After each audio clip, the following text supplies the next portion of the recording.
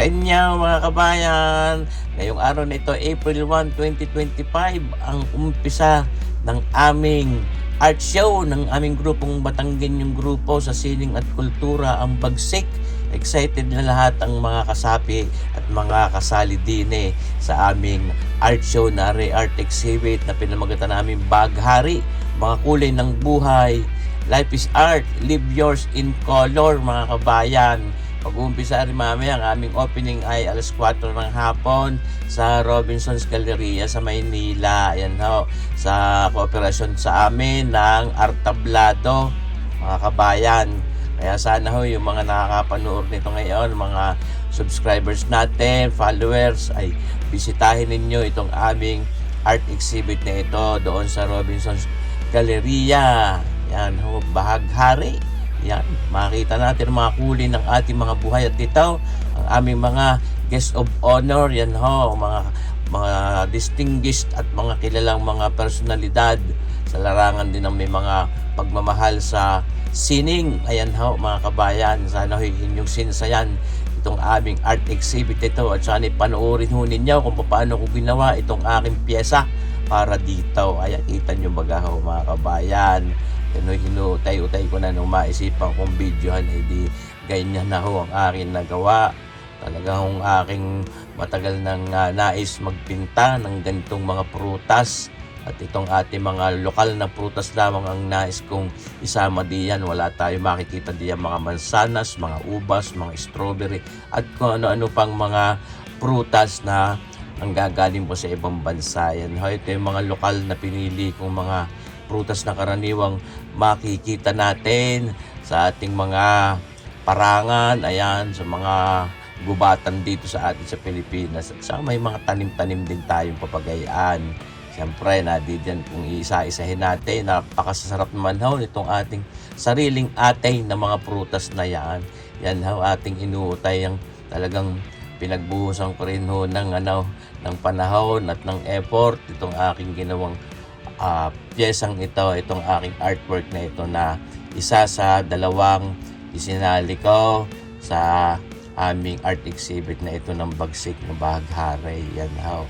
Kita nyo magahaw, ay talaga namang kailangang aliwin ng sarili at medyo mahirap-hirap din namang gawin nga rin aking mga pipintang pabagarnit. Lalo ito ay parang gusto ko yung aking pyesa ay yung halos para madadampot mo at gusto ko ay parang tunay mga kabayan. Yun ang aking mga naibigan pang gawin ngayong mga artworks. Kita nyo matiltil ding gawin. Kung titingnan mo, akala mo tapos na, hindi pa ho, kulang pa ho yan sa mga detalye. At may mga iladagdag pa rin ako di ang mga prutas. Ay, bagan mga naganyaya din naman ang sarap nga ng mga prutas natin iyan. At yan naman ho, talagang paborito din natin. Kahit nung simula pa nung ating mga kabataan, ay ating mga napapanguhan na rin minsan yan sa mga kung saan sa mga parangan. Yan ho. Ating mga prutas, sariling atin, ating pagyamanin. At yan huy, kahit hindi na umangkat sa ibang bansa, ay kung ating mapapagyaman at payayabungin itong ating mga prutas na ito, ay nako, ay talaga namang may pagmamalaki nating mga Pilipina. Isa-isahin natin na diyan na yung aking paborito, yung duhat na yaan.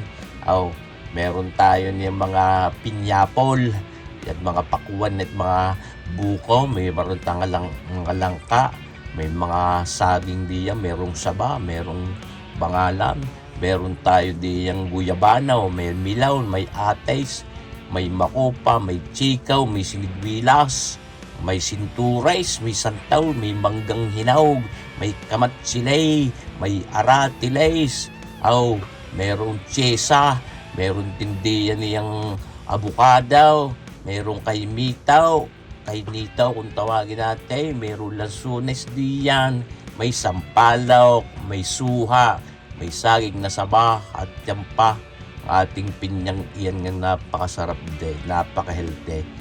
Kita nyo ba yung pakwang iyaw, diklapan kislapan, mga kabayo kay mitong iyaw, madadampaw, pero paborito ko talaga din yung duhat na yan. At talaga namang kung ugin namin yan nung mga unang-una kami mga kabataan ay talagang ayos na ayos. Yung papaya, yun ang aking ayaw. Yan ang ating papangalanan na at baka hindi maniwala ang mga kabayan ay yan mga kabayan ang ating pyesa para sa ating art exhibit ng Bagsik na Bahaghari. Ayan. Tunay kayo naman. Nakakatuwa din naman gumawa at napaka-fulfilling pag ako'y nakakagawa ng ako rin may tamad din hong magpinta pero pagka lingilan ko na may nakakagawa din naman at matagal na rin request ng aking asawa si Kabayo Commander Mami Lisa na gumawa ako ng gardening painting. Yan na ho. Talaga namang bagay na bagay doon sa aming dining room. Ayaw. Kaso doon sa exhibit natin ngayon, aming ikinabit kahapon. Salamat sa mga kasagpi natin ng Bagsik.